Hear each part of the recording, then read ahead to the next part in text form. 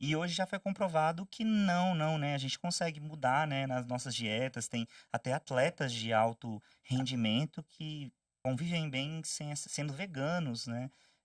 Então, a gente não precisa comer carne para a gente ter uma vida saudável. E esses são outras crenças que são limitantes da nossa capacidade de pensar o mundo de outra forma. Então a gente fala que não.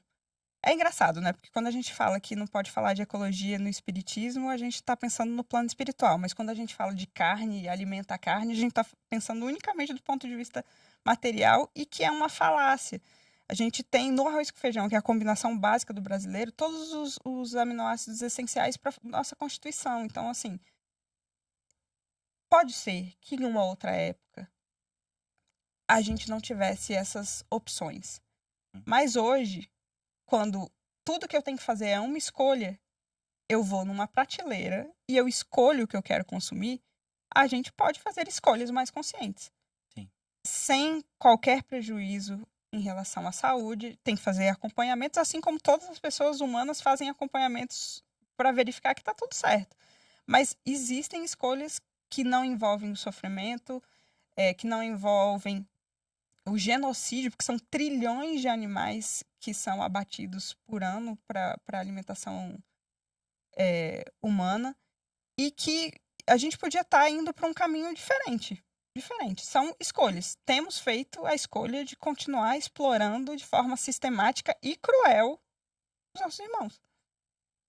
Isso é muito interessante, porque assim, do ponto de vista espiritual, a gente tem, por exemplo, alguns relatos, né, no livro do André Luiz, no qual ele visita um abatedouro, não é isso?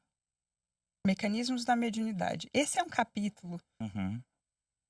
desculpa, gente, mas é um capítulo que todo espírita devia ler toda vez que a gente se sente assim em dúvida, porque eu não consigo ler sem chorar. É terrível para mim acompanhar aquela leitura, me afeta, eu fico com dor de estômago, porque é muito forte. Ele compara, literalmente, não é uma interpretação.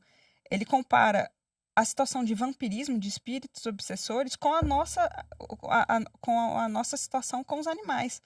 Ou seja, estamos sorvendo a vida do modo mais bárbaro possível. Mas só para explicar, para quem não leu, o que o André Luiz viu? Um ambiente espiritual tenebroso Uhum. nos frigoríficos e abatedouros.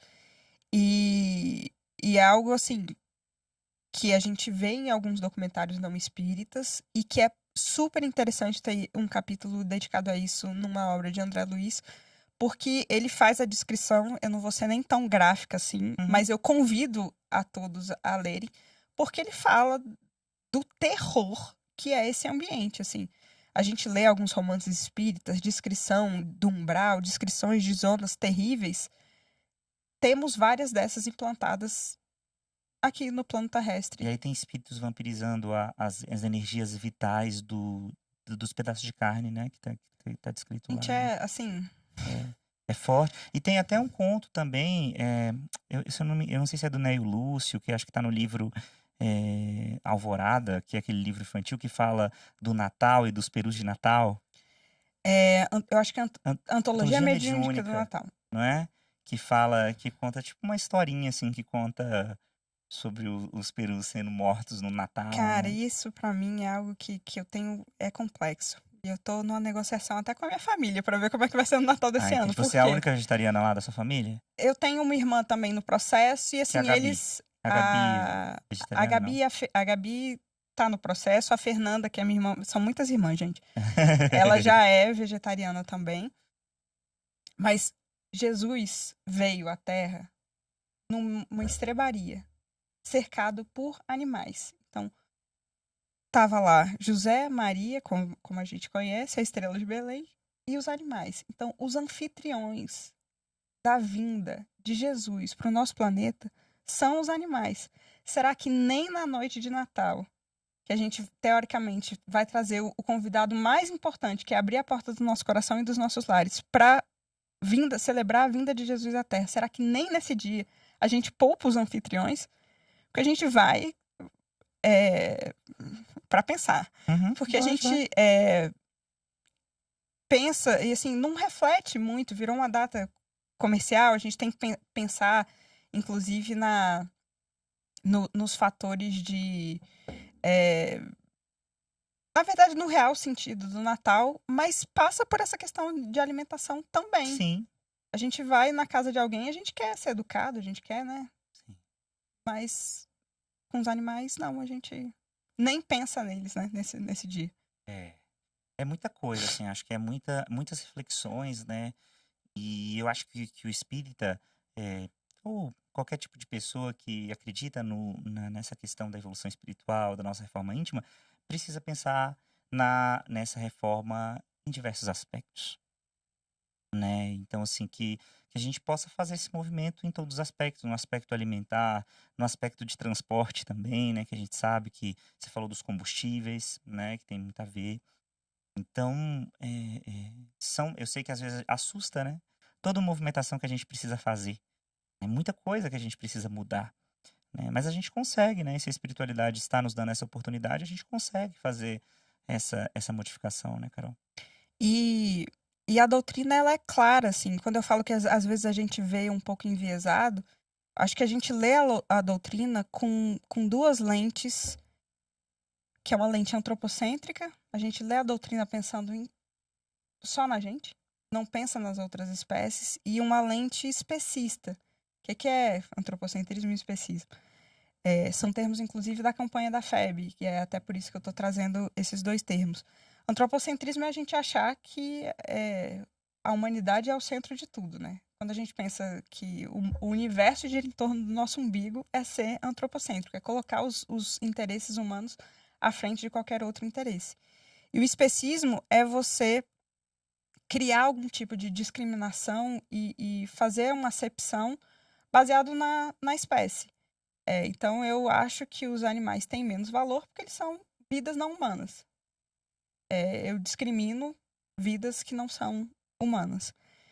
E a gente tem na doutrina uma série de frases que a gente vê com essas lentes especistas e antropocêntricas. Então, a gente está falando ali da lei moral de amor, justiça e caridade, que é a lei moral que é considerada uma das mais importantes. Ela fala que a gente tem que ter caridade para com todos. Aí a gente pensa todos os nossos irmãos humanos. A gente não pensa com todos os seres, toda a obra da criação divina. Quando a gente fala em justiça, a gente fala que que temos que ser justos com todos. A gente não pensa todos. É verdade. É um esforço que a gente tem que fazer em ler a doutrina sem essas lentes antropocêntricas e especistas. Então, assim, é uma fé raciocinada anti-especista. Ou seja, é a gente ler tentando expandir esses conceitos que a doutrina fala de fraternidade universal, de solidariedade entre os seres, para o ambiente que nos cerca. E, assim, a gente está falando de fraternidade universal mesmo. Então, é esse esforço da gente, quando a gente está pensando de quem é o meu próximo, não é só o meu próximo humano, é quem é o meu próximo e tentar ter esse olhar um pouco mais sensível. Tudo que você lê agora, assim, tenta fazer esse exercício de como é que eu leria essa pergunta do Livro dos Espíritos de uma maneira não focada nos interesses exclusivamente humanos. E você vai ver que tá tudo ali. Não precisa ter um tratado, não precisa vir um capítulo novo, Kardec mandando de lá para cá, uma atualização do Livro dos Espíritos. Não precisa, tá tudo ali. A gente que tem lido a doutrina de uma forma que convém A moda da casa. aos nossos interesses atuais. Exatamente. É o espiritismo na moda da casa que a gente está criando, né? Muito boa.